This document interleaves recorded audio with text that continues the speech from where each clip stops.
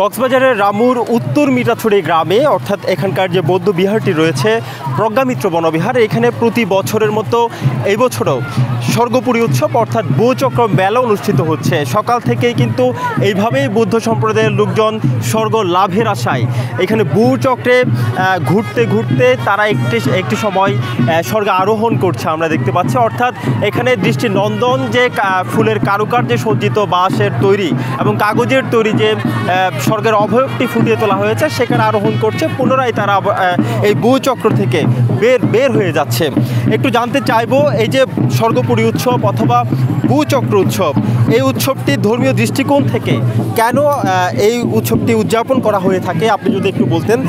আমাদের সাথে রয়েছেন প্রজ্ঞামিত্র বনবিহারের বর্তমান অধ্যক্ষ শিলমিত্র মহাথেরো। আপনি যদি একটু জানাতেন এই যে এই উৎসবের মূল কারণটা কি? ধন্যবাদ আপনাদের সবাইকে। তো এই স্বর্গপুরী উৎসবটা আসলে 38 বছর পূর্বে থেকে শুরু হয়েছে। আমার প্রয়াত গুরুদেব প্রজ্ঞামিত্র মহাথেরো বানতে শুরু করেছিলেন। ওনার দর্শনটা হচ্ছে বৌদ্ধ ধর্মের দর্শনের সাথে এটা মিলে, এটা হচ্ছে আমরা বৌদ্ধ দর্শন মতে যে ভবচক্রের মধ্যে আমরা সংসার চক্রের মধ্যে যে আমরা ঘুরি, এইগুলোরও এই যে এখানে যে ফেস দেওয়া হয়েছে এটার মূল উদ্দেশ্য আমরা যে ভবচক্রের মধ্যে ঘুরি এইগুলো মানুষকে বোঝানোর জন্য। সংসার চক্র বা ভবচক্রের মধ্যে 31 লোকভূমির মধ্যে যে আমরা ঘুরি সেগুলো বোঝানোর জন্যই মূলত এই উদাহরণস্বরূপ এই স্বর্গপুরী উৎসবটা চালু করেছিল 38 বছর পূর্বে আমার প্রয়াত গুরুদেব মহাথেরো। এখানে এটা একটা সম্প্রীতির একটা মিলন মেলা হয়ে পরিণত হয়েছে।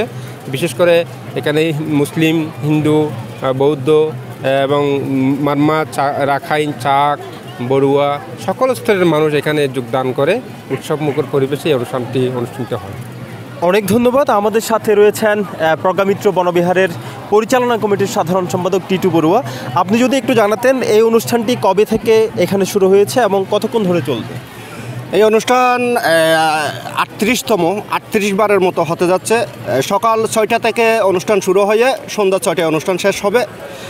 এই অনুষ্ঠান মূলত স্বর্গপুরী অনুষ্ঠানকে কেন্দ্র করে এখানে সম্প্রীতির মিলন মেলা হয়। সকল সম্প্রদায়ের মানুষ এখানে অংশগ্রহণ করে। আজকে যারা আপনারা অংশগ্রহণ করেছেন, সম্মানিত দর্শনার্থীবৃন্দ, সাংবাদিকবৃন্দ, প্রশাসনের লোকজন, সবাইকে আয়োজক কমিটির পক্ষ থেকে ধন্যবাদ এবং কৃতজ্ঞতা জানাচ্ছি। ধন্যবাদ আপনাকে। যেমনটি শুনছিলেন, দীর্ঘ 38 বছর ধরেই রামু উপজেলার এই প্রজ্ঞামিত্র বনবিহার মাঠে এইভাবেই কিন্তু মানুষজন স্বর্গপুরী উৎসবে অংশগ্রহণ করে। বিশেষত রামু অঞ্চলের বা রামুর আশেপাশের যে সকল গ্রামাঞ্চলগুলো আছে বিভিন্ন জায়গা থেকে মানুষ এখানে দল বেঁধে সংসেজে এখানে অংশগ্রহণ করেন। অর্থাৎ তারা বোঝাতে চান যে বৌদ্ধ সম্প্রদায়ের লোকজন সংসারে যে ঘূর্ণায়মান যে চক্র, সেই চক্রের মধ্য দিয়েই হচ্ছে মানুষ আবদ্ধ। অর্থাৎ দুঃখ মুক্তির একমাত্র উপায় হচ্ছে স্বর্গে আরোহণ করা এবং নির্বাণের পথে এগিয়ে যাওয়া। সেই জন্যই হচ্ছে বৌদ্ধ সম্প্রদায়ের লোকজন এইভাবে এই সংসার চক্রে যে ঘূর্ণায়মান যে অবস্থা মানুষের মানব জীবনের, সেই বিষয়টিকে এখানে ফুটিয়ে তুলেছেন।